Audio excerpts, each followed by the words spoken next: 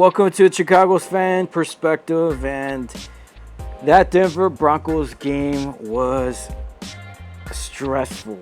I didn't even post a video after that debacle in Green Bay, and I was just very upset at the offensive output.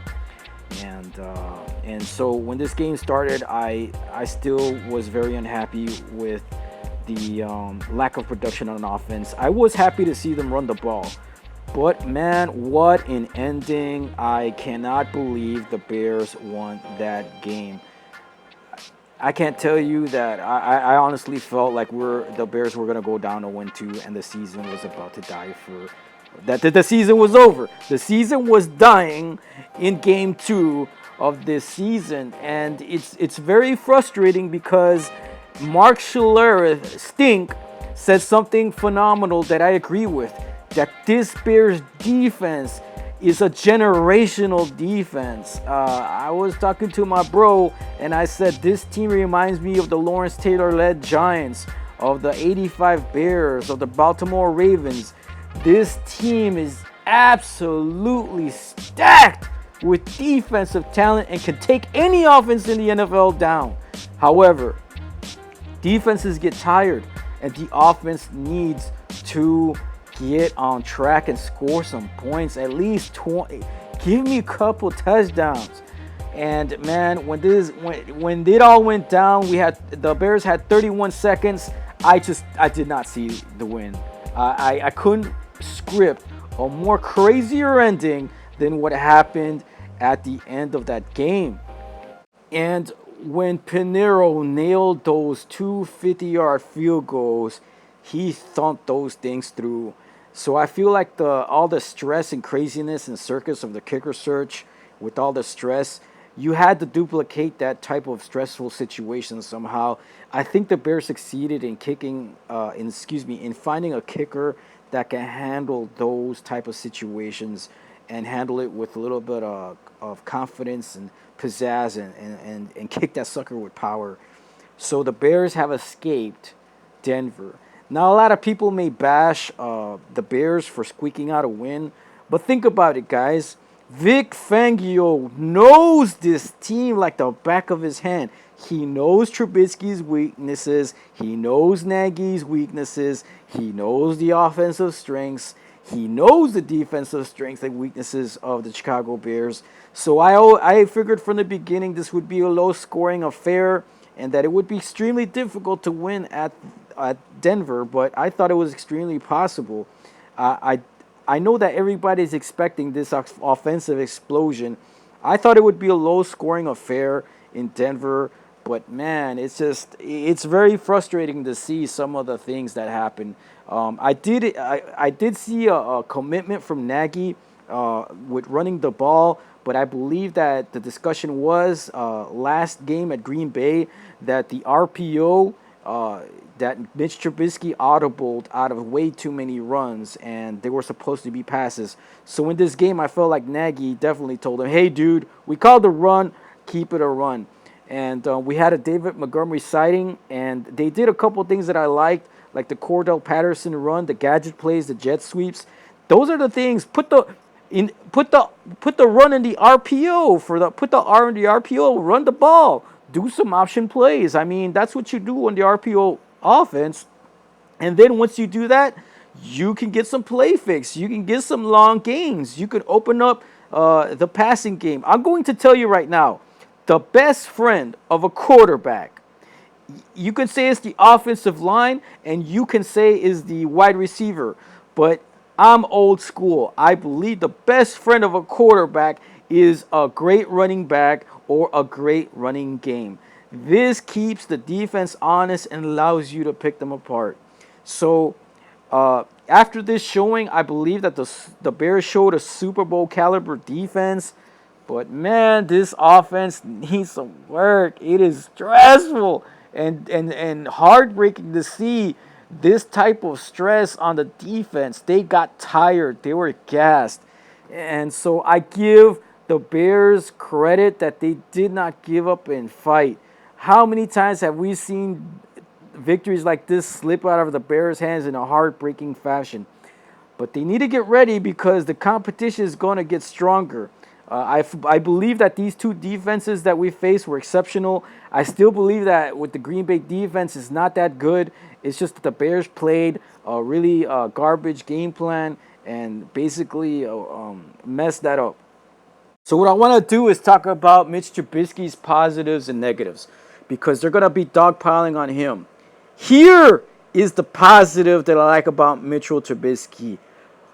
The number one thing that I like about Mitchell Trubisky is that when he gets sacked, he gets hit, or he runs, he doesn't cough up the ball like Jay Cutler. Jay Cutler was a human turnover machine, and so was Rex Grossman. Now, if he can take care of the ball, the Bears can stay in the game. And I feel like even though that's not being highlighted as a very underappreciated point about Mitchell Trubisky, he does take care of the ball. And I believe that, yes, he's thrown some super close interceptions that might have been interceptions, but they still don't get intercepted. So, unless they're real interceptions, I don't see the it's a waste of time and effort to call them turnovers when they're not. So, now, I believe that Trubisky's mobility is not being utilized as much. I would like to see him run more and just be a free spirit, man. And, I feel like Nagy needs to really, really work with Trubisky and script the plays for a while.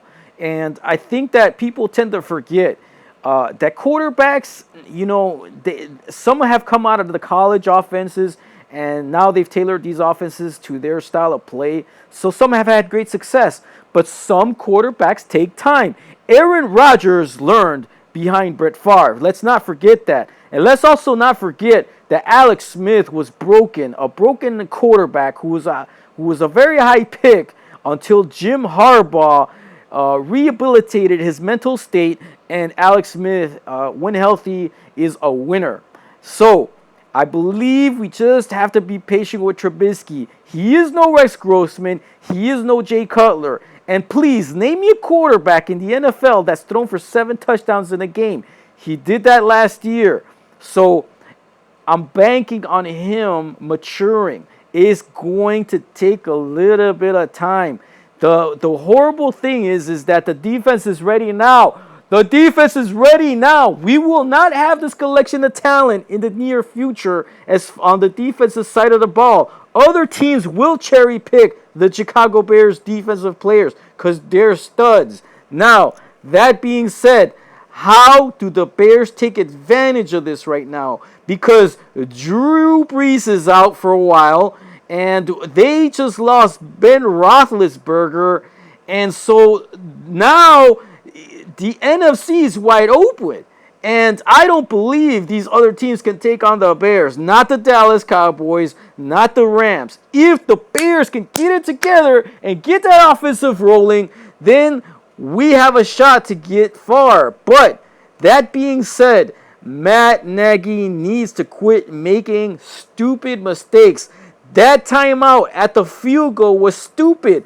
Those timeouts, you have to keep them until you have possession of the ball. The clock is stopped. Why do you call a timeout and help the offensive team, opposing team out? I could not get that. But anyway, at the end, they did have a timeout, and they were able to kick the field goal. They can't not afford to make these stupid mistakes.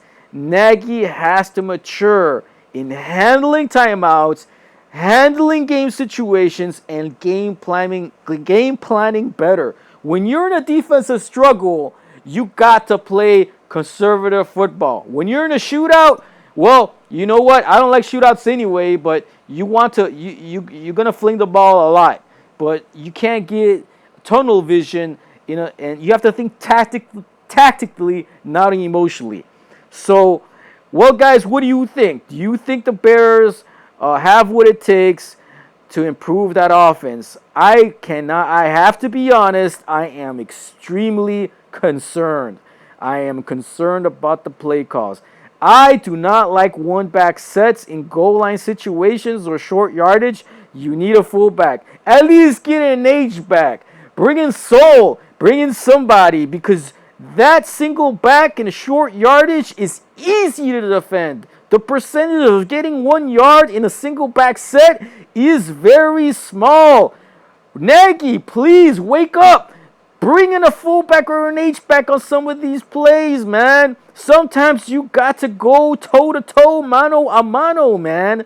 You got to play power with power. You got a man fight, man. So I hope the Bears can get on track. I hope they can get on track and do something with this defense. The defense is Super Bowl ready. Please, Nagy, think about incorporating some of the play action passes that the Rams run. I think it's a beautiful offense. They use a modernized version of the drop back play action pass. In fact, the only touchdowns that the Bears have been fooled this year, one was a play action pass by Aaron Rodgers. They need to diversify the offense. And I have another suggestion. I'm no football coach, but I would like to see a bigger time of possession from the offense. Sometimes you got to, with this defense, it would not hurt to run some ball control type of stuff. And I think the big plays will come. I believe Trubisky is a gamer. He did exactly what he needed to do, like he did last year, and put the team in a position to win and kick the field goals. But I think that you got to cut Trubisky loose a little bit. Let him gamble on the deep ball. I'd rather see him throw a 60-yard bomb that gets intercepted. At least we're pushing the ball down the field, because it's as good as a punt. And that's how he's going to learn. That's how he's going to trust his judgment. There are some plays that I did not like. That overthrow to Taylor Gabriel really upset me. That throw was inexcusable. You cannot. He was wide open. There were a couple of balls that got away from him, but that last pass was a thing of beauty, man. It looked like Tom Brady, and it was beautiful to see. So anyhow, guys, I'm gonna go ahead and stop my rant. I'm still wore out from that stressful game. The Bears did escape and win 16-14, and I'll be posting a preview, hopefully, of the Redskins versus the Bears. I need to review the statistics, but I believe that that's going to be a tough game to win. And I hope that the offense gets on track and Nagy starts to implement some play action and runs into the offense. And I hope Trubisky, if you can hear me, Mitch Trubisky, don't lose faith, bro. Push the ball, lead the team, be a leader, be the man, show some confidence, man. Because you're in the NFL, and we need you to take command of the offense, because we cannot waste the effort of the Super Bowl defense that we got. Get it done, Mitch. Come on, boy. Get it done.